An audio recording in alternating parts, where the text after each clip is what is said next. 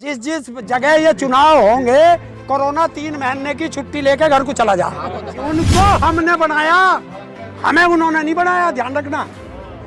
वो हमारे नौकर हैं, हम उनके नौकर नहीं हैं। ये सरकार कल नहीं थी, आज है, कल नहीं रहेगी। किसान था, किसान है और किसान रहेगा।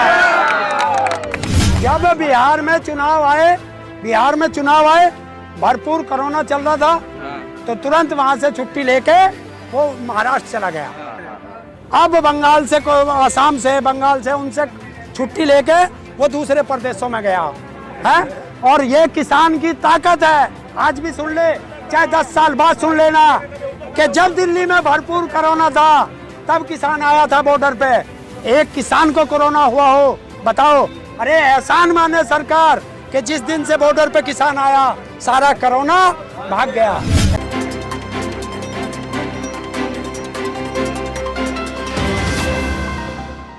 नहीं देखे भाई, आंदोलन तो लंबा चलेगा। अब सरकार जो है वो आंदोलन को चुनावों पर खींचने लगी है, और ये सरकार की सबसे बड़ी कमी है कि चुनाव की जगह होने चाहिए, आंदोलन की जगह रहने चाहिए। लेकिन अब सरकार उसकी तरफ ले जा रही है, तो अब किसानों की भी दूसरी कोई रणनीति तैयार करनी है, उस पर जाएगा। टिकैत जी का भी आज बयान आया है कि लड़ाई लंबी चलेगी, ट्रैक्टर ही हमारा टैंक है, और एक गांव एक ट्रैक्टर 10 किसान 15 किसान 10 दिन। हाँ। तो ये कैसे इसको देखा जाए? ये शिफ्ट वाइज है, मैंने पहले बता दिया था आपको कि किसानों को शिफ्ट में काम करना पड़ेगा, और किसानों ने वो शिफ्ट बना लिया। कारों से आंदोलन नहीं चलते। देखो, कार से कैसे आओगे? कार से आओगे 3-4 आदमी आओगे, और आदमी भी यहाँ भी आदमी चाहिए, और खेत में भी आदमी चाहिए। तो अब उन्होंने सही कर दिया कि एक गांव से एक ट्रैक्टर आएगा, 15-20 आदमी आएंगे, 10 दिन रुकेंगे।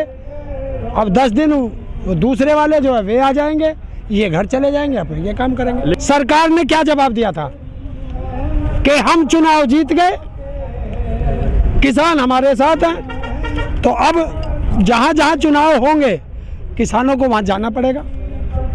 बहुत अच्छी बात है, और जाना चाहिए। हमारे जितने जत्थेदार हैं उन लोगों को जाना चाहिए, अपने किसानों को समझाना चाहिए कि सरकार इतनी नीचताई पर उतर आई है कि जो सही को भी उससे जोड़ने लगी है चुनाव से।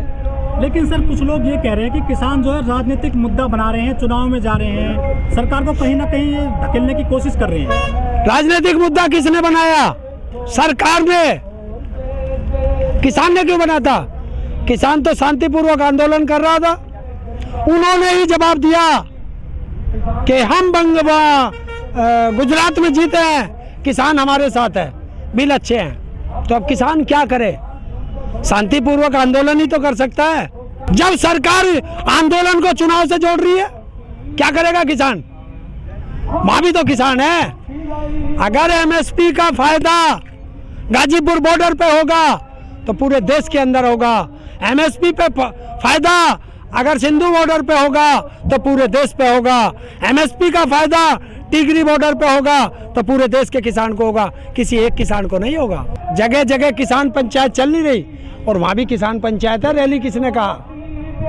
किसान पंचायत कहा होगा टिकैत साहब ने। हाँ, तो किसान पंचायत तो करेंगे। हम पंचायत भी ना करें, तुम हमें फांसी लगा दो, भाई बहुत बढ़िया सरकार है। अब देखो, एक चीज है, जब सरकार इतनी नीचताई पे गुजर जाए कि अगर तुम्हें गलत कहने का अधिकार ना हो, तो संविधान बचा है? संविधान इस देश में नहीं बचा। जो संविधान के दायरे में रह के सरकार का विरोध करेगा वो या तो देशद्रोही कहलाएगा, या जेल के अंदर होगा, या जितनी संवैधानिक संस्थाएं इनके यहाँ गुलाम बन चुकी है उनके छापे पड़ेंगे। देखिए, गांव में है ना भाई, अगर यहाँ कोई किसान ऐसा थोड़ा ही अकेला ही है, परिवार है उनका, वो देखेंगे। 10-20 और जो 10-10 के ड्यूटी लगाई है, शिफ्ट लगाई है, वो इसीलिए तो लगाई है कि अगर वो 15-20 आदमी एक गांव के जो यहाँ रह रहे हैं, अगर बीच में उनका कोई काम पड़ा तो जो गांव के बाकी लोग हैं वो सहयोग करेंगे उसके काम में।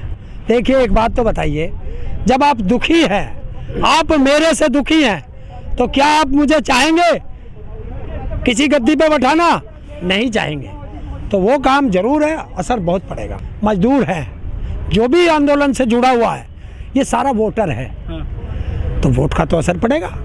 कौन कह रहा नहीं पड़ेगा? तो सरकार क्यों नहीं मान रही मोदी की? उनको पता नहीं है कि वो हार्डकोर वोटर है किसान। देखिए, जब अहंकारी राजा हो जाएगा, वो अहंकार के नशे में चूर हो जाता है। क्या रावण को नहीं पता था कि तेरा नाश होना है? पता था, सबने बताई थी। उसके भाई ने भी स्वयं उसे जाके बताई थी कि मत लड़ राम से, तेरा नाश हो जाएगा। लेकिन वो अहंकार के नशे में था और सारे परिवार का क्या, सारे कुल का नाश करा दिया था। क्या कंस को नहीं पता था कि कृष्ण को मत छेड़, तेरा अहंकार तुझे ले बैठेगा?